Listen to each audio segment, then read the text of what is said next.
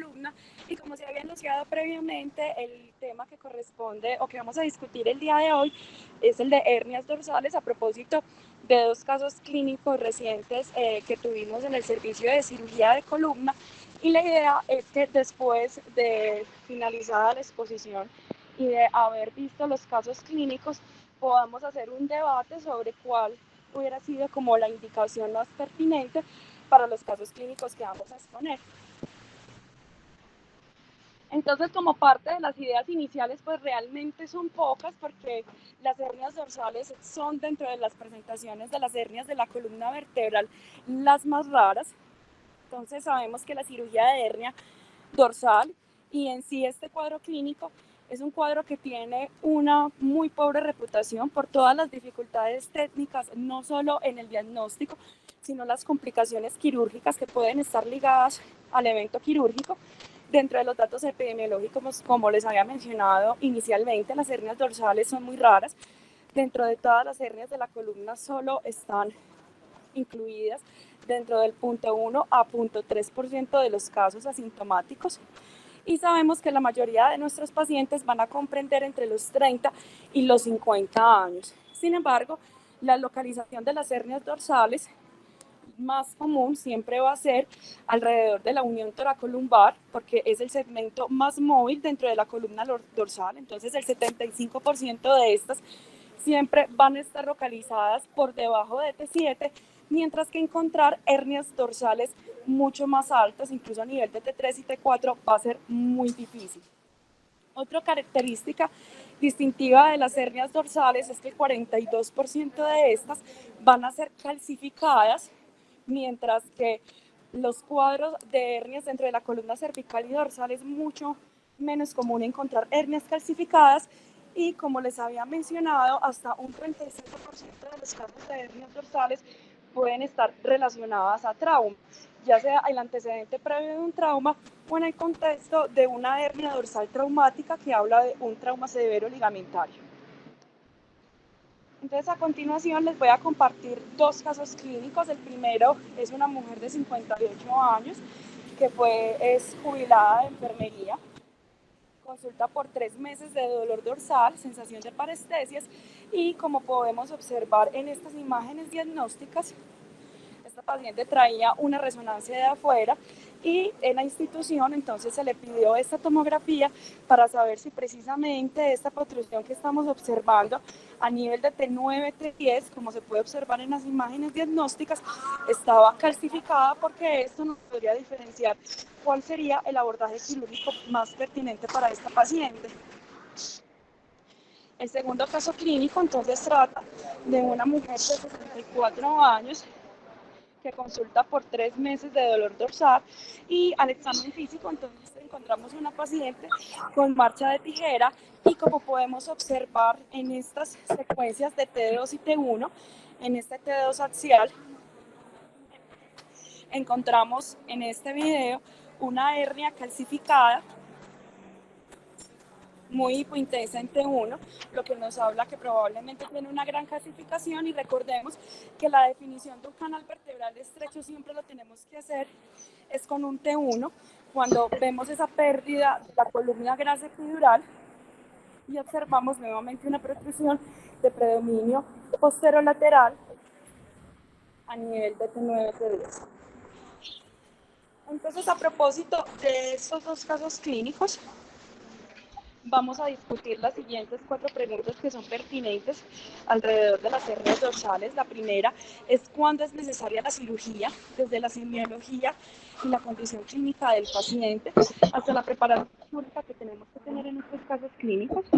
¿Cuáles son los abordajes quirúrgicos que han sido propuestos en la literatura de acuerdo a la ubicación de la hernia? Y una discusión que siempre va a estar presente en la literatura, y es: en todos los pacientes con hernias dorsales vamos a requerir la fusión o la instrumentación de todos los casos, y cuáles son los resultados neurológicos y las principales complicaciones que están ligadas a estos procedimientos quirúrgicos. Entonces, en la primera pregunta es: ¿cuándo es necesaria la cirugía? Entonces, es por eso necesario como discutir esta parte, como de por qué la médula torácica es particularmente vulnerable, no solo desde el punto de vista solamente la presentación clínica del paciente, sino también en los resultados quirúrgicos que lo acompañan, y es porque tenemos varias particularidades que, por ejemplo, no vamos a tener en la columna vertebral cervical y lumbar. Primero es que el ligamento dentado a este nivel va a limitar la movilidad del cordón espinal dentro de ese espacio intradural, y por eso la extensión de la lesión va a permitir una menor medida los cambios compensatorios ligados por el movimiento del cordón medular dentro del canal vertebral. Segundo, porque la configuración sifótica de la columna torácica hace que esté aplanado ese saco dural contra la porción posterior del disco. Y en los últimos dos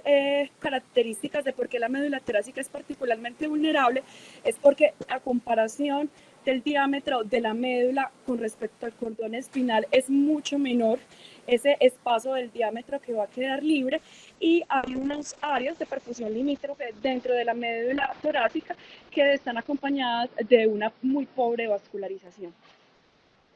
El 92% de estos pacientes nos van a consultar por dolor, y en realidad el dolor puede estar acompañado de una semiología muy distintiva. Generalmente puede incluso confundirnos, porque algunos de estos pacientes pueden consultar con unas manifestaciones viscerales, dolor abdominales que pueden simular unos episodios de coledocolitiasis o incluso de pancreatitis o episodios anginosos, y se ha demostrado a través de las distintas series clínicas que están expuestas en la literatura que cuando estos pacientes consultan con cuadros semiológicos que no son tan comunes,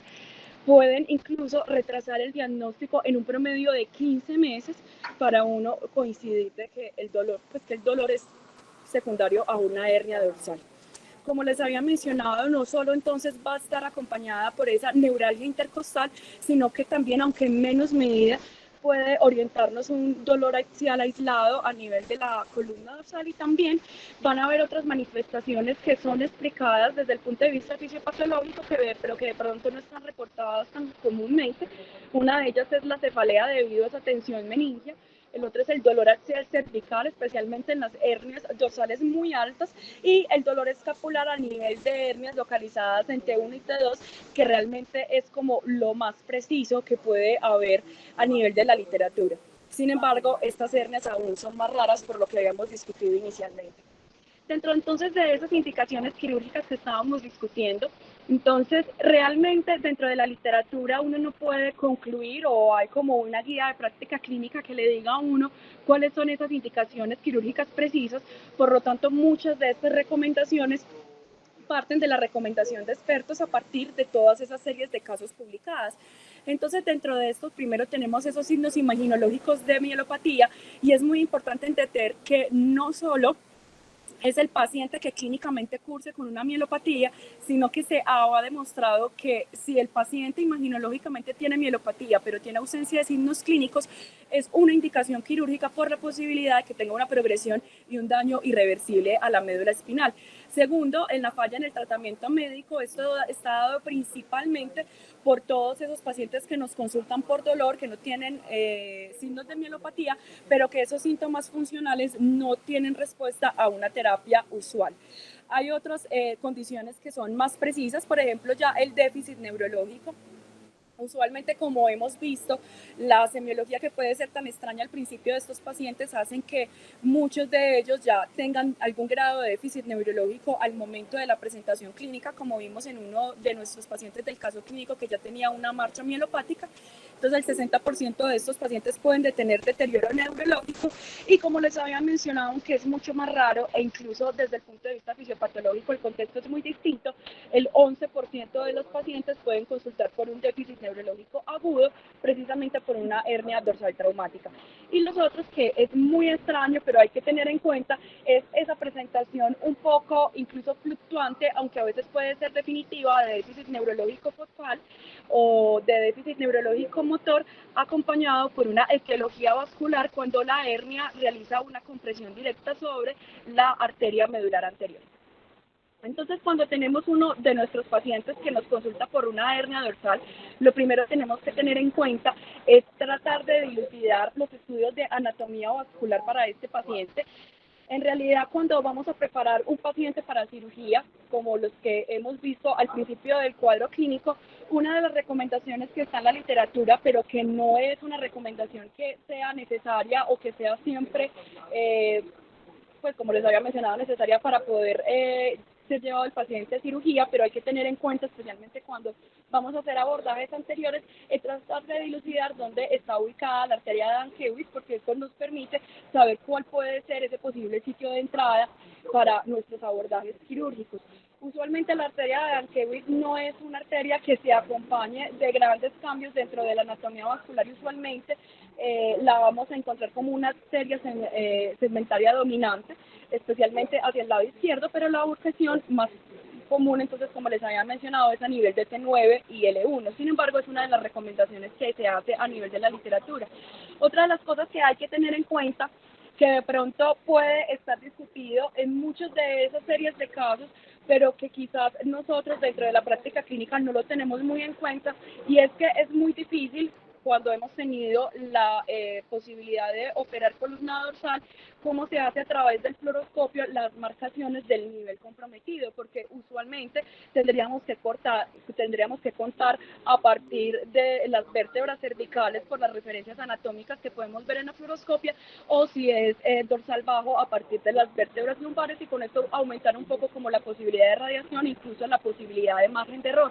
Por eso entonces dentro de la literatura está la posibilidad de uno, cuando va a llevar el paciente a cirugía, para tratar de dilucidar cuál es el nivel comprometido, tratar de llevar como una marcación previa con un elemento que sea radiopaco para con esto saber cuál es el nivel que vamos a intervenir. Entonces, una de esas que está propuesta en la literatura es la fluoroscopia. Entonces, la fluoroscopia, que es el método usual, generalmente está probado, tiene como la demostración en que nos puede llevar con un grado de especificidad muy alto ese nivel intervenido, es cuando tenemos pacientes con hernias muy grandes y que están calcificadas y que fácilmente las podemos observar por este método diagnóstico. Sin embargo, entonces hemos visto que se han propuesto varios elementos para marcación. Uno de ellos son marcadores metálicos costales, que son puestos por radiología intervencionista, que son como unos argones metálicos puestos guiados por tomografía. Esto, sin embargo, en la práctica clínica no es muy útil, aumenta los costos y termina siendo un procedimiento invasivo. Otro de los métodos que también se propone es la inyección percutánea de contrastes, específicamente el azul de metileno, alrededor del proceso espinoso del elemento que está comprometido que vamos a intervenir. Otros son los adhesivos radiológicos, que son puestos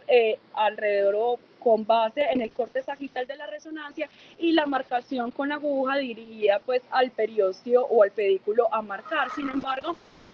como les había mencionado, pues estos elementos no pueden ser que en la práctica clínica no sean muy útiles porque nos aumentan los costos y algunos de estos no los tenemos disponibles en el medio. Otra cosa que tenemos que tener presente al momento de preparar al paciente para cirugía es cuando vamos a tener la indicación de realizar neuromonitoreo, y en realidad ustedes saben que para el neuromonitoreo en cirugía espinal, pues las indicaciones propuestas parten de un consenso de expertos, porque en las diferentes series de casos y específicamente en las hernias dorsales se ha demostrado en varios grupos que el neuromonitoreo, si bien le sirve a uno para orientar no solo el impacto o el daño que uno puede hacer en el abordaje y llevar unas metas de reanimación medular mucho más precisas al momento de la intervención quirúrgica, no ha mostrado una diferencia en tanto en prevenir, pues al momento desde el punto de vista estadístico, en prevenir o no el daño neurológico. Pero sin embargo, este neuromonitoreo está propuesto cuando es necesario hacer una descompresión extensa anterior y posterior, ya sea en cualquier parte de la columna cervical y que esté comprometida la médula o la caudejina. Sin embargo, dentro de las series más grandes que tenemos propuestas está una publicada por el doctor Juan Santiago Uribe en el año 2012, donde es un estudio multicéntrico realizado en 5 instituciones para un total de 60 pacientes y 75 de hernias dorsales sintomáticas. No teníamos como específicamente esa clasificación inicial, pero encontramos que en este grupo una de las conclusiones principales es que en casos de hernias dorsales sí hay una reducción en el riesgo o en la posibilidad de daño neurológico, cuando utilizaban los potenciales somatosensoriales. Por eso una de las recomendaciones que se hace en la literatura es que sea mandatorio la posibilidad de tener monitoreo intraoperatorio para la cirugía. Y lo otro que tenemos que tener en cuenta cuando queremos operar una hernia dorsal en nuestra institución es la posibilidad del equipo por la magnificación óptica intraoperatoria que tenemos que tener en cuenta para estos pacientes. Lo primero es que vamos a ver alrededor de la charla y es que dentro de esos abordajes mínimamente invasivos, nuestro principal elemento de apoyo van a ser los toracoscopios, principalmente con la ayuda del cirujano de toras, y tenemos que tener en cuenta la resolución y la magnificación y el zoom que tiene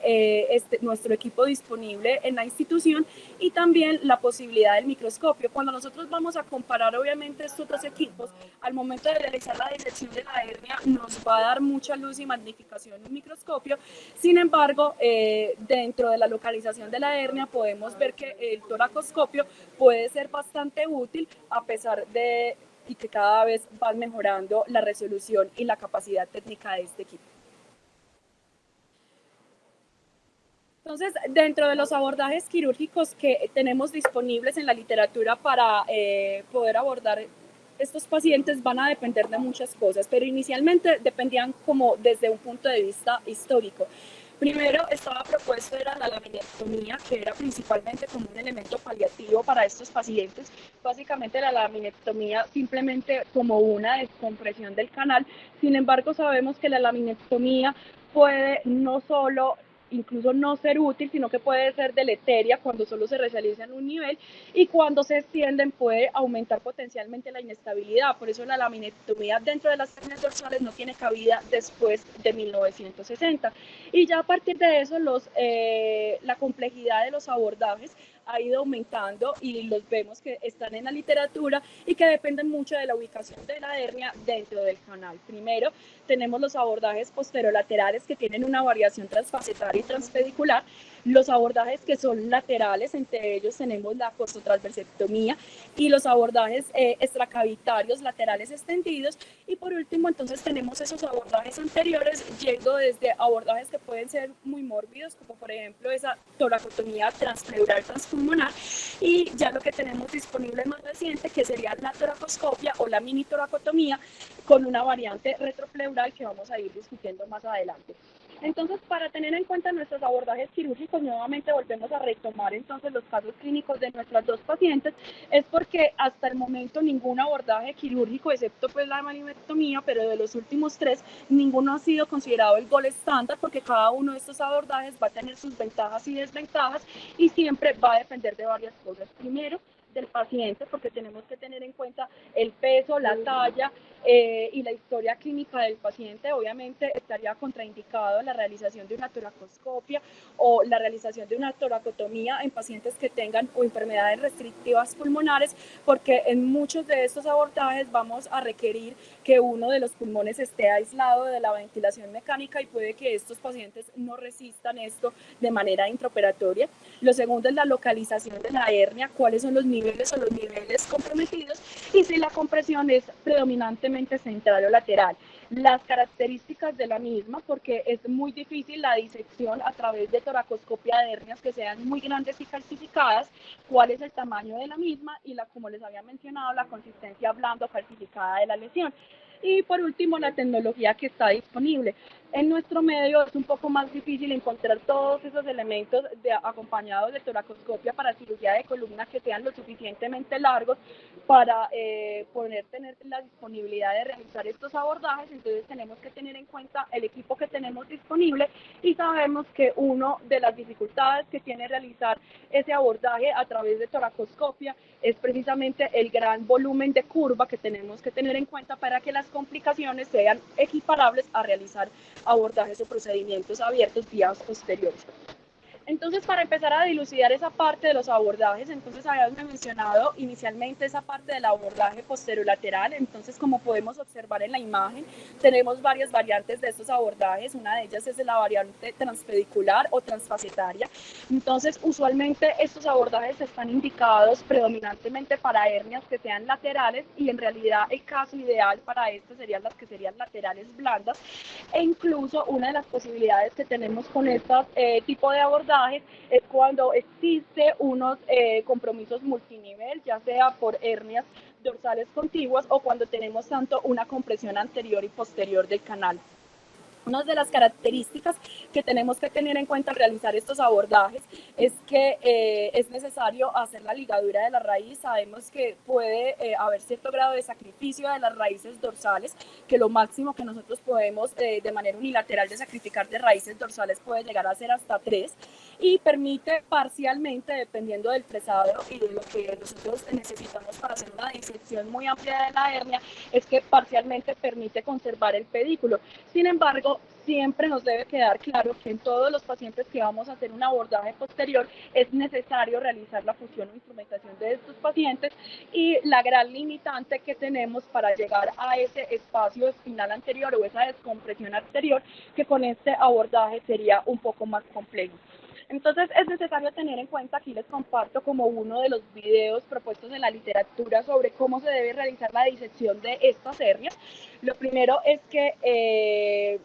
tenemos que localizar dentro de esta técnica cuál es la ideal para evitar hacer un daño neurológico mayor y un daño neurológico a la dura madre, porque vamos a ver esto en el área de complicaciones, como básicamente el daño a la dura madre o desgarros durales inadvertidos pueden convertirse en una complicación potencial e intratable como la fístula de líquido cefalorraquídeo. Entonces, por eso una de las que está propuesta en la literatura es traducida como esa disección en cáscara de huevo, porque como hemos visto, muchas de estas hernias están calcificadas. Dentro de la clasificación no solo pueden hacer cierto grado de compresión medular, sino que también pueden transgredir la dura madre y tener un grado de extensión intradural. Entonces, muchas veces cuando nosotros no podemos realizar una disección segura de estas hernias, lo que está recomendado es tratar de hacer como una escarificación o incluso dejar una porción de esa calcificación ligada a la dura madre.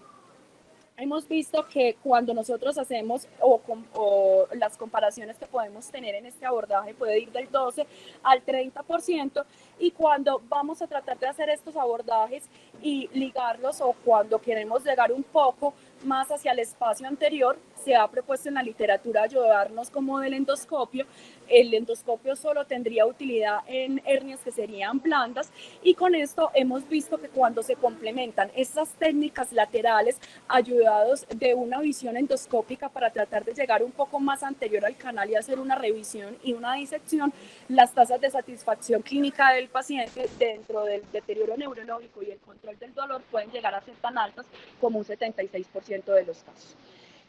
Los segundos tipos de abordajes que vamos a discutir, entonces, son los abordajes laterales. Entonces, aquí tenemos básicamente dos variantes. Uno de ellos es la costotransversectomía. La costotransversectomía la podemos encontrar también dentro de la variable de los abordajes anteriores. Y la otra es ese abordaje lateral extracavitario extendido. Y básicamente lo importante de este abordaje es que desde en prono o desde la región posterior podemos llegar a esa descompresión o al tratamiento de hernias anteriores,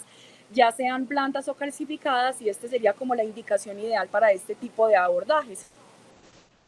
El acceso, entonces, o la característica de este abordaje es que nos permite una vista mucho más central del canal y un acceso más a esa región lateral y anterior del canal, dependiendo no solo de hacia dónde se dirige la hernia, sino también del compromiso neurológico del paciente. Sin embargo, se acompaña este tipo de abordajes a una mayor incidencia de lesión de tejidos blandos, especialmente de la pleura, que puede estar presente en un 30% de los casos, especialmente cuando de manera inadvertida en la disección de la parte extracavitaria podemos pasar por daños inadvertidos de la pleura. Otro de los abordajes que estamos también para discutir son los abordajes anteriores. Entonces, los abordajes anteriores han tenido o son los que han tenido la mayor evolución en los últimos años en la literatura, porque entonces teníamos esos abordajes que, como les había mencionado al principio, son muy mórbidos, acompañados de una toroacutomía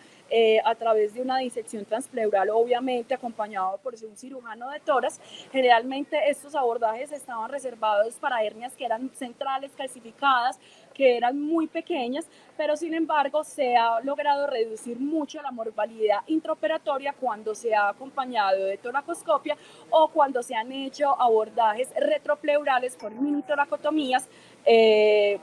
manera posterior.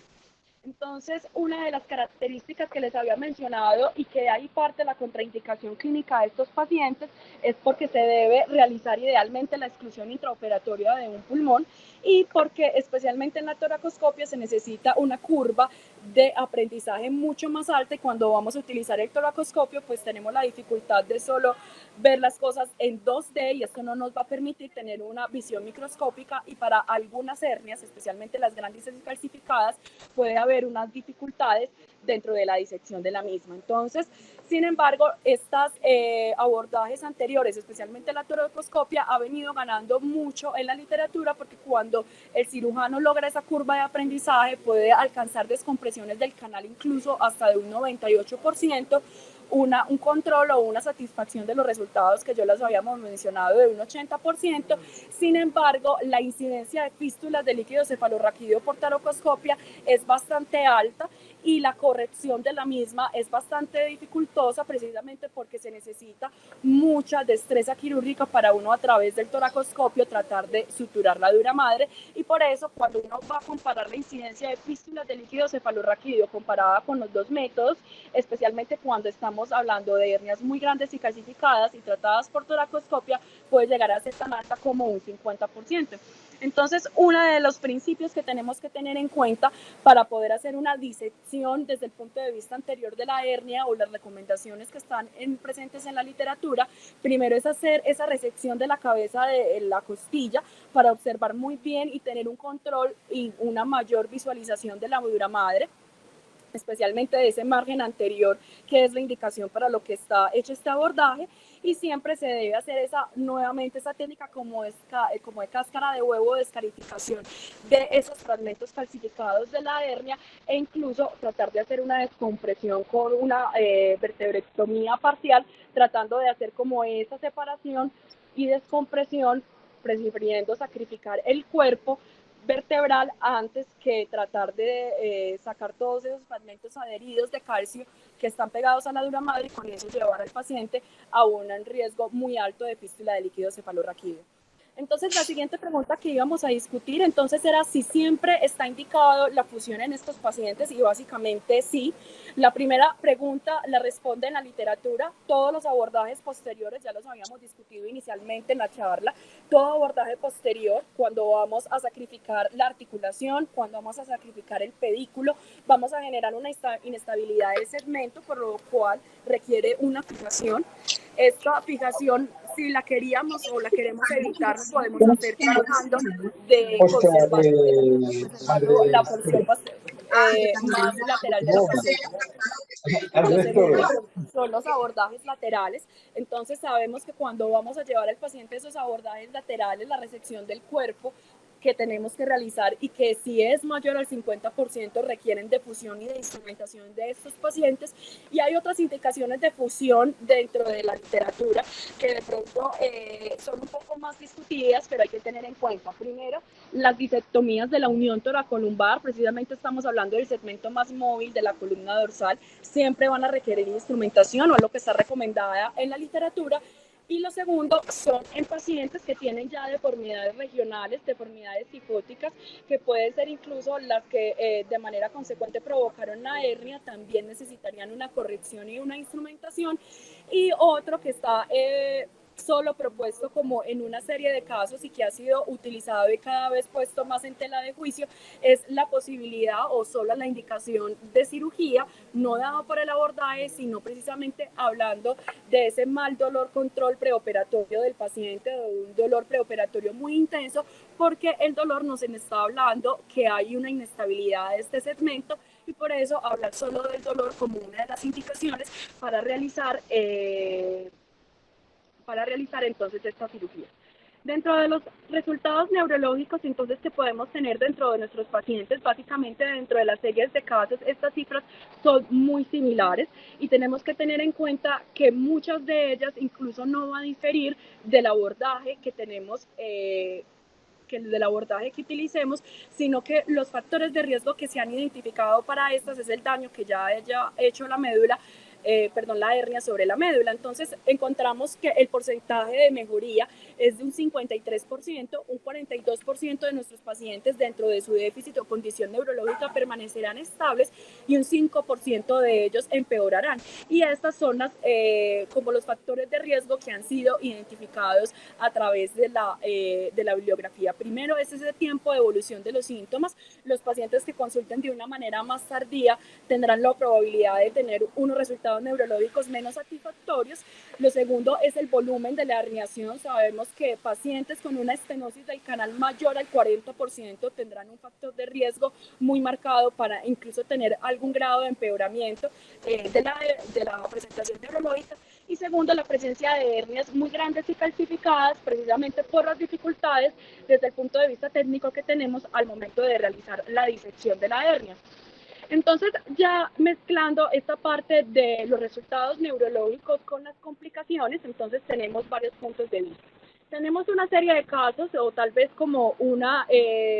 de las más grandes publicadas en el año 2014, que era básicamente durante 9 años en toda América, pues esto fue hecho de manera retrospectiva, se operaron cerca de 25.000 pacientes de hernias dorsales, y de estos pacientes, entonces, este grupo diferenció que un 22% fue hecho por vía anterior, un 77% por otros abordajes distintos. Entonces ellos encontraron una diferencia muy significativa. Esto fue publicado en España en el año 2014 y encontraron que había una mayor tasa de complicaciones en los pacientes que se operaban por vía anterior y mayor tasa de mortalidad, aumentaban los costos y aumentaban las estancias hospitalarias. Con este estudio, a pesar que tiene unos sesgos epidemiológicos bastante importantes, porque dentro de las vías anteriores que nos propone este trabajo, en ninguna nos hizo la diferenciación sobre la localización de la hernia, sobre la consistencia de la hernia, e incluso si hubo alguna diferenciación dentro del abordaje anterior que se realizó, si todos fueron por toracotomía o por toracoscopia, pero una de las complicaciones grandes que dio este estudio y que permaneció en alguna parte de la literatura era que los abordajes anteriores debían evitarse especialmente, y que siempre tratar de abogar por los abordajes posteriores, precisamente por el aumento en las complicaciones y el aumento en los costos. Sin embargo, trabajos posteriores entonces nos habla que no todo tiene que ser así, ni hay que satanizar los abordajes anteriores, sino que principal riesgo de complicación siempre va a estar en los pacientes que tengan hernias grandes, así sean abordajes anteriores o posteriores, y que van a transgredir la dura madre. Lo segundo es que una de las maneras de evitar las complicaciones de los abordajes anteriores y de los abordajes mínimamente invasivos hechos a través de toracoscopia es la posibilidad de tener una mayor curva de aprendizaje. De hecho, cuando nosotros podemos diferenciar, especialmente en este trabajo inicial que les cité del doctor Juan Santiago Uribe, las complicaciones iniciales cuando los cirujanos estaban empezando a adaptar la curva de toracoscopia podría ser de un 28%, pero se ha encontrado que en un periodo de 9 años, cuando el cirujano adquiere la experiencia en este procedimiento, las complicaciones pueden bajar incluso a un 5%. Y las complicaciones pulmonares, que tal vez es de lo que más nos preocupa en los abordajes anteriores, porque van a ser exclusivas de estas, no van a cambiar entre las toracotomías y las toracoscopias, y realmente pueden ser bastante bajas a medida que, como les había mencionado, el cirujano adquiere una mayor curva de aprendizaje. Entonces, empezando a dilucidar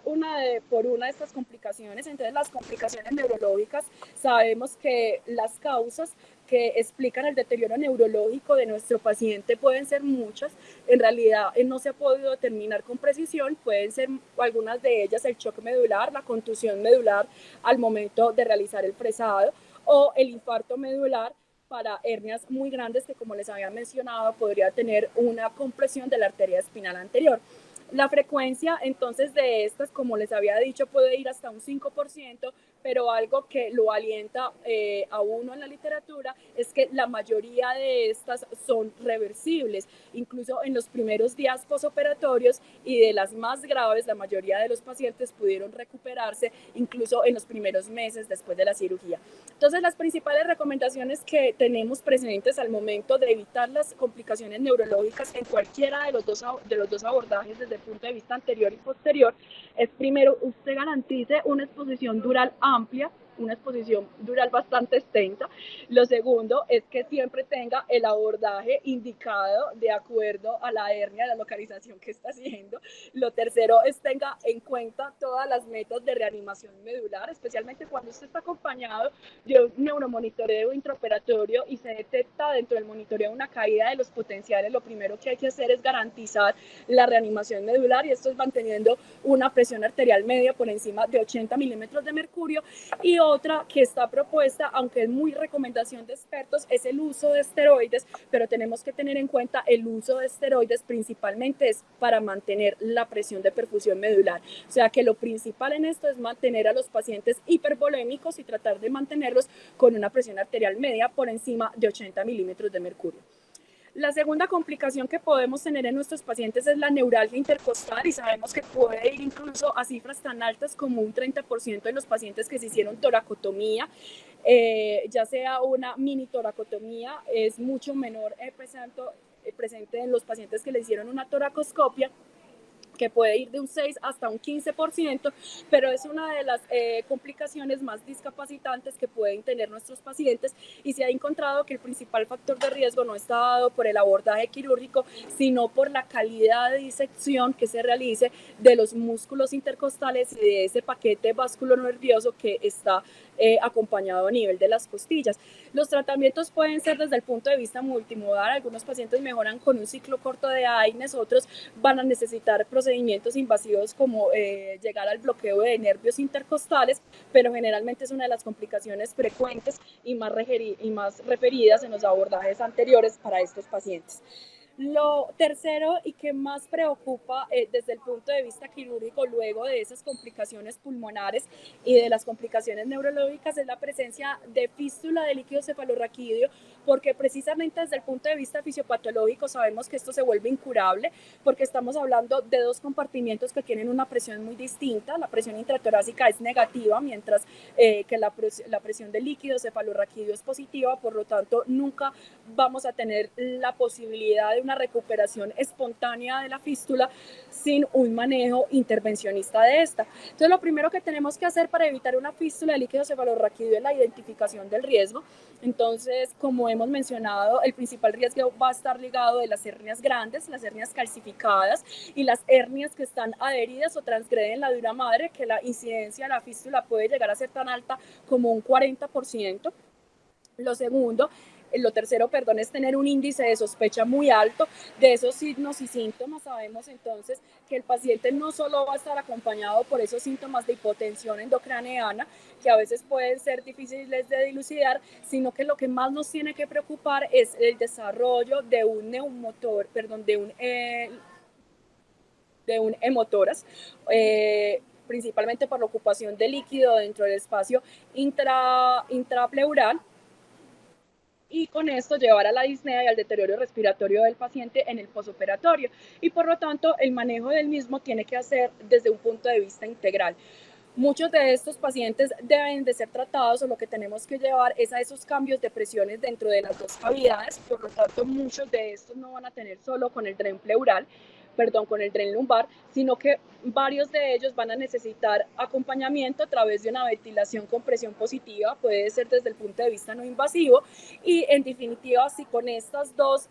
procedimientos no logramos mejoría, entonces tendríamos que llevar a una revisión quirúrgica del paciente. Entonces, ¿cómo vamos a prevenir la fístula de líquido cefalorraquídeo? Entonces, dentro de los abordajes que vamos a hacer desde el punto de vista anterior, lo que más se ha demostrado que puede evitar precisamente las fístulas son los abordajes retropleurales, porque con esto vamos a evitar abrir ese compartimiento intratorácico intrapleural, y con eso evitar la exposición del líquido a una presión negativa, actuando la barrera de la pleura parietal para evitar entonces precisamente este desplazamiento del líquido. Lo segundo es evitar obviamente el daño dural, y eso ya lo hemos visto con todas las técnicas de disección de hernia que hemos visto propuestas alrededor de la charla. Lo tercero sería el sellado de la dura madre, ya sea con sutura o el uso de sellantes biológicos con fibrina, en caso que sea muy difícil lograr un sellado por medio de sutura. Y lo último es ese entrenamiento, especialmente desde el punto de vista neuroquirúrgico, pero en la posibilidad de realizar una reparación de la pleura con la identificación cuando de manera inadvertida podemos transgredir la barrera parietal de la pleura, y el cerrado con sutura de la misma para evitar precisamente la apertura de estos compartimientos. Entonces, como vemos ya aquí en la parte de las conclusiones, pues esta salió un poquito borrosa esta diapositiva para poder hacer la discusión. Entonces, lo primero, entonces, como conclusión es la valoración inicial y la clasificación de estos pacientes. El dolor entonces se vuelve como uno de los síntomas cardinales para los pacientes, y tenemos que identificar la mielopatía. Sabemos que la mielopatía es de inicio muy variable, pero tenemos que tener muy buen ojo clínico para evitar que los pacientes consulten con la misma. Segundo, la disponibilidad de imágenes diagnósticas tenemos que tener presente. Entonces, la disponibilidad de imágenes que sean pertinentes, la dilucidar la anatomía vascular de estos pacientes y cuál sería el abordaje quirúrgico indicado en los mismos. Entonces, para finalizar, quería nuevamente volver a compartir entonces el caso clínico que les había mencionado, y quisiera entonces, a través de lo que podemos ver en la charla, les cuento que entonces esta paciente, la primera que tenemos, femenina de 58 años, que no tenía ninguna clase de déficit neurológico focal y que básicamente nos había consultado, precisamente era por un dolor axial, fue llevada a cirugía. Esta cirugía se hizo con neuromonitoreo. Sin embargo, dentro de la particularidad que encontramos con esta paciente es que simplemente al iniciar con el fresado para hacer la costotransversectomía que se le hizo a la paciente, encontramos que tenía, pues, o que hubo una caída de los potenciales que recuperaron luego de la descompresión, pero la paciente salió con una monoparesia muy densa del miembro inferior izquierdo, pero que recuperó a las 48 horas con unas metas de reanimación medular en la unidad de cuidado intensivo. Sin embargo, es un poco como más problemático saber cuál sería el abordaje ideal en este tipo de paciente. Entonces, esta paciente ya está acompañada de un déficit neurológico. Vemos que la hernia, en comparación con la paciente anterior, era muchísimo más grande, es calcificada por ese comportamiento que tiene en un T2, y tenemos un espacio que es predominantemente lateral y anterior. Entonces, por eso quería como preguntarle a mis compañeros o a alguno de los profesores que esté presente las recomendaciones que, por ejemplo, nos tendría para este caso clínico que les había traído el segundo caso.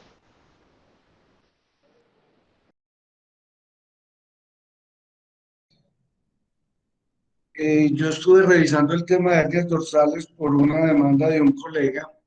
y encontré que la incidencia de paraplegia era hasta el 10%, o sea que es una enfermedad supremamente grave con un riesgo quirúrgico muy alto que nosotros tenemos que hacer consciente al paciente antes de operarlo. Yo siempre he tenido una duda con este tipo de hernias, y es que cuando hacemos la instrumentación, me gustaría preguntarle al doctor Gustavo, si está presente, el por qué instrumenta un nivel arriba y un nivel abajo, porque a mí me parece que uno simplemente puede instrumentar ese nivel. O sea, si yo opero, por decir algo, T9, T10, en el lado contralateral tengo buen pedículo y puedo hacer una instrumentación corta. Yo sé que una instrumentación más larga en pues a este nivel no tiene ningún problema, pero siempre me ha quedado la duda por qué lo instrumentan un nivel más arriba. Nacho, pues a ver, usualmente cuando uno hace un abordaje posterior sacrifica el pedículo de la vértebra inferior. O sea, si es una hernia de 10 T11, usualmente sacrifica el pedículo de T11 para poder acceder al espacio intervertebral. Entonces, pues a mí definitivamente las fijaciones unilaterales no me gustan. Me parece que no hay como muchas justificaciones eh, ni en la literatura ni biomecánicas, pues como para hacerlas. Entonces yo prefiero hacer una instrumentación bilateral, obviamente bajando un nivel más, ya que el pedículo inferior del espacio hay que sacrificarlo. Entonces esa es pues como mi razón y realmente me parece pues que es algo necesario. En cuanto al tema, muy completa la revisión de Daniela.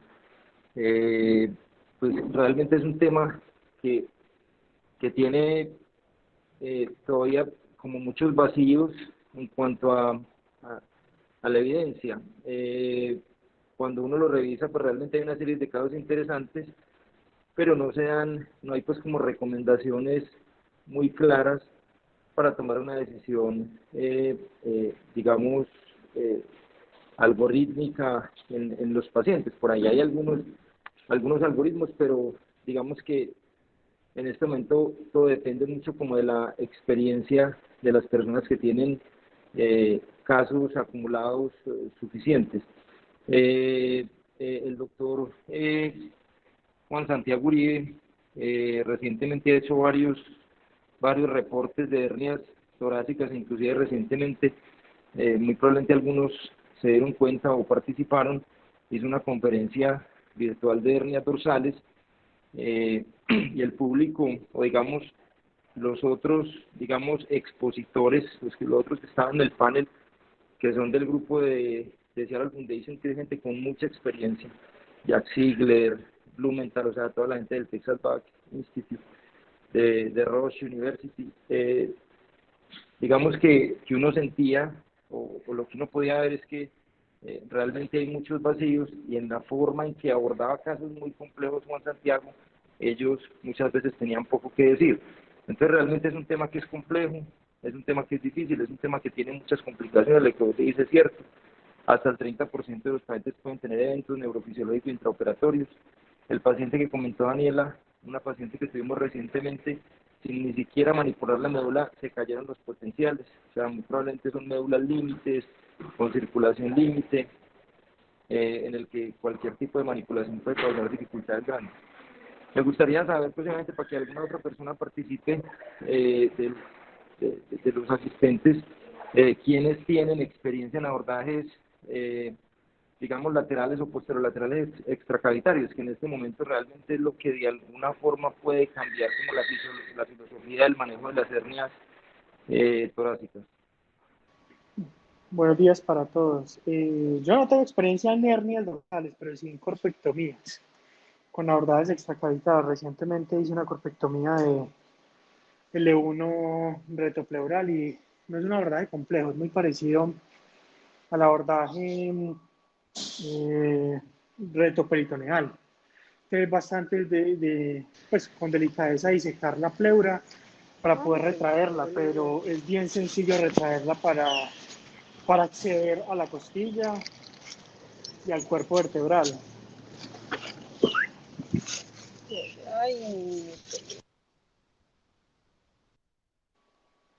Adelante, continúa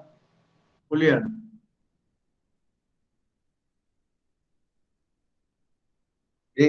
Yo tengo otra inquietud. A mí me parece que los instrumentales que nosotros tenemos, esas pinzas anguladas hacia arriba y hacia abajo,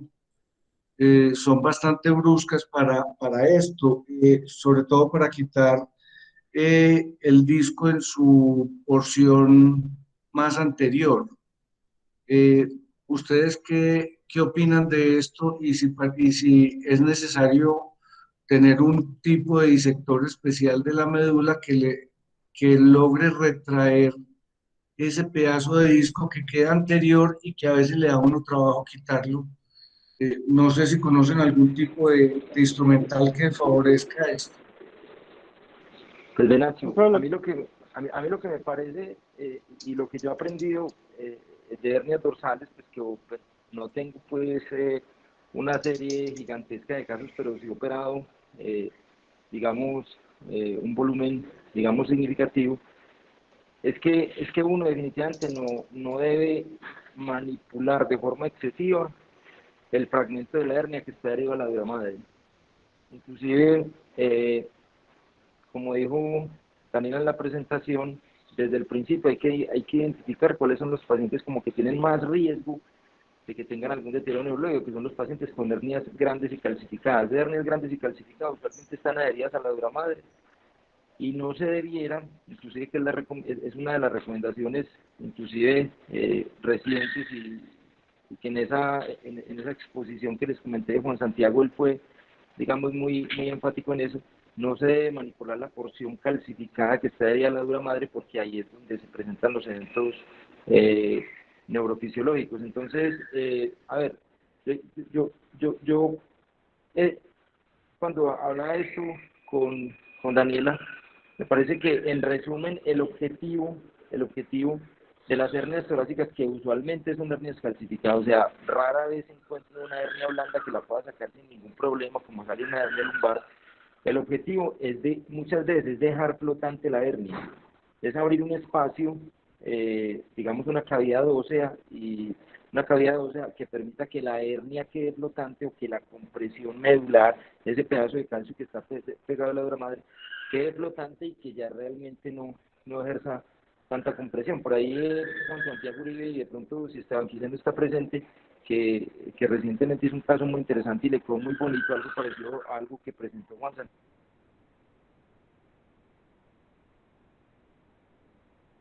Santiago Uribe en una hernia de la unión cervicotorácica, una hernia gigante calcificada. El objetivo, o lo que él hizo, fue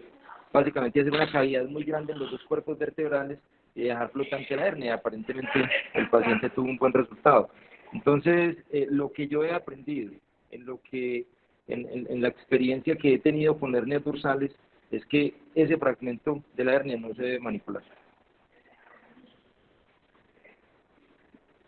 Y la doctora Daniela nos habló de fístula de líquido cefalorraquídeo. Yo creo que, yo creo que cuando rompemos la dura estamos perdidos, porque es muy probable que ya se haga un daño medular. Adelante, Esteban. Buenos días, ¿cómo están? Como lo comentaba el profesor, eh, hace más o menos 20 días tuvimos un caso muy interesante de un paciente que tenía dos hernias dorsales contiguas a nivel de T6, T7, T7, T8, y eran hernias que estaban muy centrales y que sospechábamos que la hernia T7, T8 tenía un componente intradural importante, estaba calcificada, y le hicimos incluso un mielotac para mirar cómo se distribuía el contraste, y para confirmar que tuviese ese componente intradural. Entonces, desde el planeamiento quirúrgico, lo que se hizo fue plantear una descompresión bilateral en los dos niveles, y sobre todo en el nivel inferior, que era T7, T8, donde estaba calcificada la lesión, y con el componente intradural, hacer corpectomías parciales para dejar una cavidad y evitar que esa hernia que estaba calcificada continuase pues generando una presión importante sobre la médula espinal. Yo creo que cuando uno se enfrenta a un paciente de estos, pues son cirugías muy difíciles, alto riesgo de complicaciones, ya sea de fístula de líquido cefalorraquídeo o déficit neurológico. Y por esto último, yo creo que es imprescindible, y también desde el punto de vista legal, siempre ir con el neuromonitoreo. En el instituto contamos con la fortuna de tener pues onda D, y eso, digamos, que a pesar de que se caigan los potenciales motores o somatosensoriales, que todos sabemos que de pronto la sensibilidad y especificidad no son las ideales, son unas guías buenas, pero no son los ideales. Pues la onda D sí continúa presente, de todas maneras es una guía para continuar trabajando con cierta tranquilidad en el resultado neurológico del paciente a mediano y largo plazo. Con respecto a los abordajes, yo creo que si se tiene una hernia foraminal o lateral, no hay duda, pues es un abordaje posterior con una resección del pedículo, y en eso estoy de acuerdo con el profesor Gustavo, en que es mucho más cómodo llevarse uno el pedículo y tener una exposición adecuada, y no instrumentar esa vértebra inmediatamente afectada, que es donde a través de ese pedículo inferior uno va a hacer el abordaje, ¿cierto? Ahora, cuando uno ya tiene una hernia con un componente más central, pues está el abordaje posterolateral extracavitario, ¿cierto? Con costotransversectomía. Y yo creo que ya cuando la hernia está mucho más central y anterior, pues se debería hacer un abordaje lateral con el paciente en decúbito lateral, un abordaje extracavitario con resección de costilla de entre 6 a 4 centímetros, pero pues digamos que esa es una meta que nos hemos planteado y tenemos que empezar a hacer esos abordajes. Y por último, pues en este caso que comentaba el doctor Gustavo, lo que teníamos era dos hernias muy centrales, muy calcificadas, entonces le hice dos abordajes, o sea, en realidad fueron 4 abordajes porque eran 2 niveles, ¿cierto? 2 a cada lado y le hicimos costotransversectomía y abordaje posterolateral extracavitario. Y dejamos la porción calcificada del nivel inferior adherida a la dura madre. Esteban, no entendí, le hicieron un abordaje bilateral en ambos lados. Sí, señor, le hicimos abordaje bilateral en ambos lados para lograr esa cavidad y esa corpectomía parcial para que el fragmento de la hernia, digamos, quedara adherido a la dura madre, pero no generara compresión. O sea, ver la pinza de biopsia que se mete por el lado derecho, verla por el lado izquierdo. Sí, señor, exacto. Sale el Lo que, ganchito. sí, lo que yo pienso es que, o sea, en hernias centrales, lo ideal, o sea, no se deben hacer abordajes unilaterales. O sea, siempre se debe trabajar por los dos lados, o sea, hacer, digamos, abordajes posterolaterales, inclusive lo más lateral que se pueda, disecando la pleura de forma bilateral para, digamos, para manipular lo menos posible la médula y, digamos, liberar completamente la compresión de tal forma que uno no tenga que hacer maniobras pues excesivas con la médula. O sea, me parece que siempre se debe trabajar bilateral. Una pregunta para Julián. Julián, vos que, digamos, te has interesado tanto en los abordajes laterales, en este momento contamos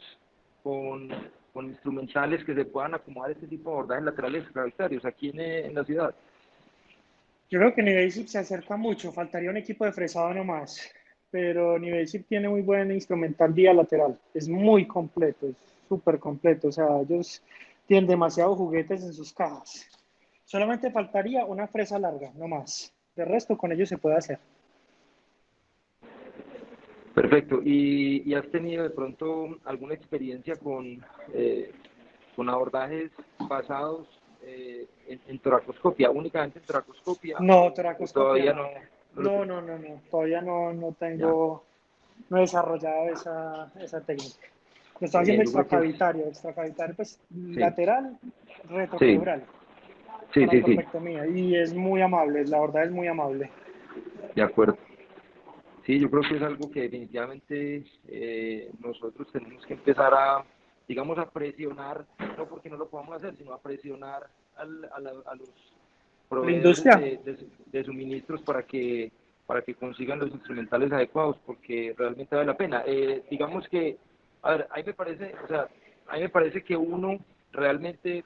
pudiera hacer lo mismo con un abordaje posterolateral extracavitario bilateral, algo pues como lo que estaba comentando Esteban, pero obviamente es mucho más mórbido, la exposición es mucho más grande, la disección es mayor, digamos que tiene que abrir las dos cavidades, tiene uno el riesgo de exponer sí, de abrir el tórax de forma bilateral, pues porque aunque en general en este tipo de cosas la pleura es fácil disecarla, pues obviamente siempre implica un riesgo de exposición de la cavidad torácica, pero me parece que obviamente el abordaje lateral extraordinario tiene muchas ventajas y es mucho menos mórbido que un abordaje como el que comentamos. Y otro detalle que es importante son las fístulas del líquido cefalorraquídeo. Como bien lo dijo Daniela, nosotros hemos tenido fístulas del líquido cefalorraquídeo altoras en otras patologías como tumores que con mucha frecuencia o con alguna frecuencia nos ha tocado manejar, básicamente en tumores torácicos que se extienden a la columna y que obviamente de forma implícita en el acto quirúrgico hay que exponer el tórax. Las fístulas del líquido cefalorraquídeo definitivamente no se observan. Al otro día uno tiene que tener claro si el paciente tiene fístula o no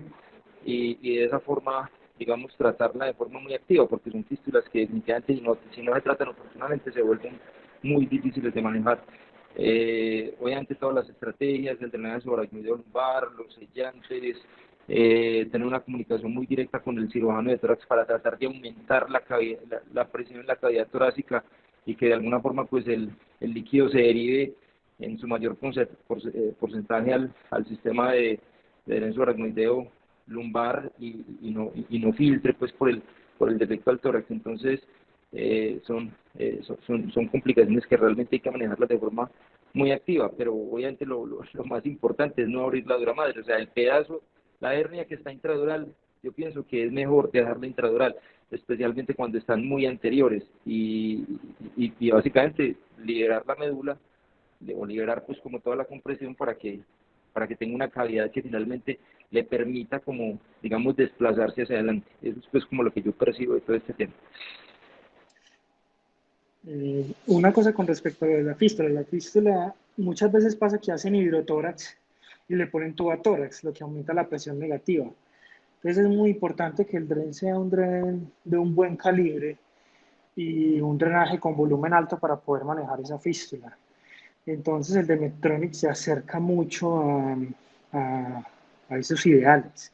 para poder drenar altos volúmenes y poder controlar la fístula, si no se vuelve muy difícil. Yo creo que eso es algo muy indispensable para el manejo de la fístula cuando es a nivel torácico. Muchas gracias. ¿Alguien más tiene algún comentario? El doctor Carlos Rivera, yo sé que tiene mucha experiencia en hernias, ¿nos quiere comentar algo?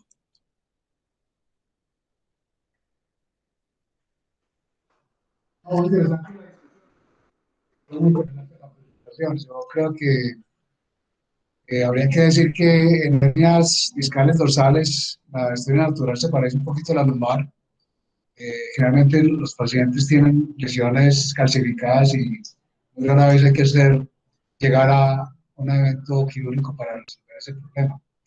Un porcentaje alto de esas lesiones pueden revertirse igual que en la región lumbar.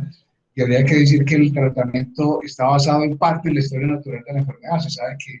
las hernias de disco como tal, especialmente las hernias grandes, pues tienen un curso en un porcentaje muy alto, benigno y como tal permiten hacer un manejo médico.